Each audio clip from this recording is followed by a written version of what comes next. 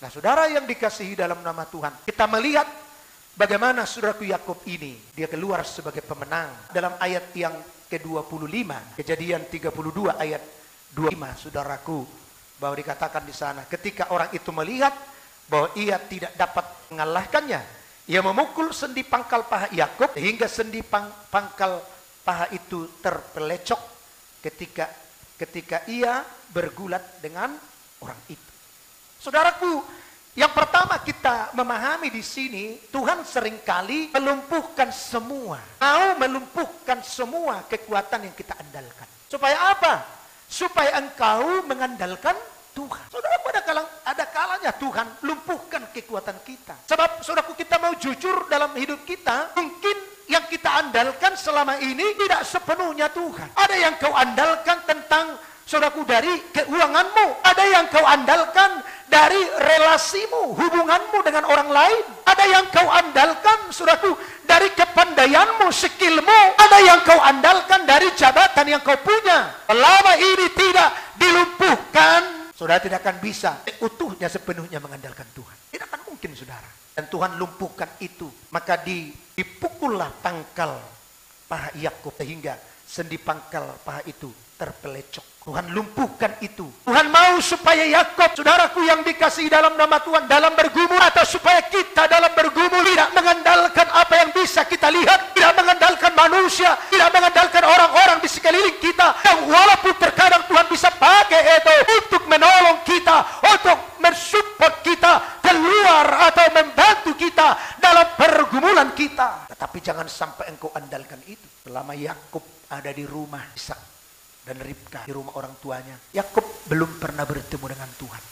Belum pernah. Di rumah orang tuanya dia tidak bertemu dengan Tuhan. Karena apa? Dia lihat bapaknya di situ. Dia lihat mamanya. Diandalkan bapak dan mamanya. Anak-anak sekarang saudara terlalu tenang, terlalu nyaman. Sekalipun tidak bekerja. Sekarang udah banyak loh anak-anak, apalagi dekat dengan orang tua, terlalu nyaman, aman, walaupun tidak punya pekerjaan. Karena apa? Dia bangun langsung lihat bapak dan mamanya. Dia bangun langsung ada makanan di meja. Masih ada andalannya. Seperti Yakub ketika di rumah orang tuanya, masih ada di situ Ribka yang mengasihi dia. Masih ada Ishak yang mungkin memberikan perhatian kepada dia. Lama itu dia tidak bisa berjumpa dengan Tuhan. Lihatlah ketika dia keluar dari rumah orang tuanya, barulah dia bisa berjumpa dengan Tuhan. Beberapa kali dia berjumpa dengan Tuhan di dalam firman Tuhan ini. Pertama kali dia berjumpa dengan Tuhan dan dia bangun di situ, satu tugu, satu peringatan. Oh, ini tidak lain rumah Tuhan. Justru ketika andalannya, saudaraku, pupus, hilang semua, disitulah dia sungguh-sungguh andalkan Tuhan. Saudara, dalam hidupmu mungkin tidak seperti Yakub yang punya andalan, atau mungkin lebih daripada Yakub yang memiliki sesuatu andalan yang melebihi daripada Yakub. Relasimu, sahabat-sahabatmu, keluargamu, apapun itu. Saya mau katakan, sudah, selama engkau nyaman di situ, engkau tidak akan pernah bisa melihat Tuhan. Engkau tidak akan bisa melihat pertolongan Tuhan. Saudaraku, firman Tuhan berkata dalam Yesaya 31 ayat 1, celakalah orang yang pergi ke Mesir minta pertolongan, yang mengandalkan kuda-kuda, yang percaya kepada keretanya yang begitu banyak dan kepada pasukan berkuda yang begitu besar jumlahnya, tetapi tidak memandang kepada yang Maha Kudus Allah Israel dan tidak mencari Tuhan. Yakin kalau engkau sadar dalam hidupmu hari-hari ini, tidak ada sesungguhnya andalan kita yang lain daripada kepada Tuhan. Maka saya percaya tidak ada gereja lagi yang kosong bangkunya, lain dengan dipenuhi oleh jiwa-jiwa yang sadar, yang ingin berjumpa dengan Tuhan. Amin. Karena dia tahu Tuhan andalannya. Menghadapi ekonomi yang sukar, menghadapi ekonomi yang sulit, menghadapi anak-anak yang nakal, menghadapi suami yang tidak karu-karuan. Suami kelihatannya baik di rumah, tetapi nggak karu-karuan juga. Atau istri kelihatannya di rumah, tapi nggak karu-karuan juga sikapnya, karakternya. Ada istri yang saudaraku hanya cinta uang, lebih mencintai uang daripada suami. Ya, ini bahaya. Kalau ada uang, suami sayang. Nggak ada uang, suami dilayang. Coba-coba. Kalau suaminya belum bisa mampu membawa uang, doakan. Di mana yang salah? Ajak suamimu. Kita berlutut di kaki Tuhan.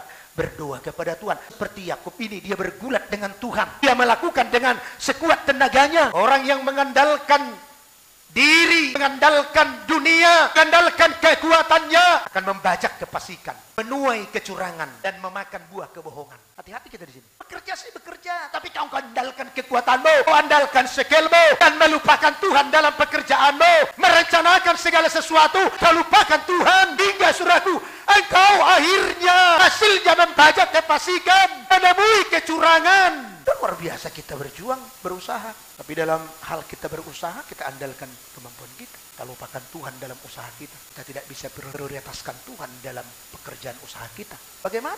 Apakah engkau akan mendapatkan hasil yang maksimal? Tentu tidak. Hosea 10 ayat 13 ini justru membajak kefasikan. Orang-orang kau temui menjadi orang-orang yang fasik, orang-orang tidak takut dengan Tuhan. Kau sudah baik, berbuat baik, kau sudah ramah dalam daganganmu, kau menjumpai orang-orang yang begis, kau menjumpai orang-orang penipu, dan kau tertipu di sana. Dan itu kan orang fasik. Sampai kau kurangi jam ibadahmu karena untuk pekerjaan dunia mencari uang. Toh tidak dibangkit-bangkitkan. Justru akan saya mau katakan makin terpuruk. Saya tidak menghakimi. Tapi saya harus sampaikan kebenaran firman Tuhan. Kegagalan saudaraku Elimelek dan Naomi bukan kegagalan ketika mereka tidak dapat makanan di Bethlehem. Tapi kegagalannya di mana? Ketika mereka keluar dari Bethlehem. Mereka memang tidak punya makanan di sana. Ada kelaparan di sana. Tetapi semua yang kelaparan adalah orang-orang Israel seluruhnya. Bukan hanya Kilion. Bukan hanya saudaraku Elimelek dan juga saudaraku Naomi, suami istri ini dan anaknya. Tetapi semuanya, tetapi kegagalan mereka terbesar. Mereka tinggalkan ibadahnya, mereka tinggalkan rumah Tuhan, beralih ke Moab. Di Moab lah mereka hancur. Kegagalan yang paling besar yang mereka alami dimulai justru di Moab. Karena apa? Mereka tinggalkan persekutuan yang seyogianya mereka harus lakukan. Sidang jemaat Tuhan yang sudah mengerti tentang kebenaran, saya mau katakan, ingatkan sekali lagi, kalau engkau kurangi hubunganmu, persekutuanmu dengan Tuhan, mencari Tuhan hari-hari ini, justru kalau engkau menganggap bahwa dalam keadaan sulit keuangan, itu bukan solusinya. Tapi datang justru berlari kepada Tuhan. Dobelkan kembali waktumu, dobelkan kembali tenagamu, cari Tuhan hari-hari ini. Haleluya. Bukan cari yang lain. Hosea 10 ayat 13. Kamu telah membajak kefasikan, telah menuai kecurangan, telah memakan buah kebohongan. Oleh karena engkau telah mengandalkan diri pada keretamu, pada banyaknya pahlawan-pahlawanmu, maka keriuhan perang akan timbul di antara bangsamu, dan segala kubumu akan dihancurkan, seperti Salman menghancurkan Bet Arbel. Pada hari pertempuran, ibu beserta anak-anak diremukkan. Saudara lihat, ngeri kali ini. Bukan justru untung tapi buntung. Secara dunia ini mungkin kita pikir, oh ini solusinya kok. Lebih hebat lagi bekerja. Saudara, saya katakan kepada saudara, saya tidak mengajak saudara untuk bermalas-malas bekerja. Gigihlah bekerja, tekunlah bekerja, semangatlah bekerja. Carilah nafkahmu dengan berjerih lelah. Itu memang kata firman Tuhan. Tetapi jangan andalkan kekuatanmu. Utamakan Tuhan, prioritaskan Tuhan dalam setiap waktu kesempatan di mana kau bisa beribadah. Datanglah kepada Tuhan, sebab di sana Tuhan memberikan kesempatan bagimu untuk memperbaiki kekuatanmu, untuk membuka jalan bagimu. Haleluya.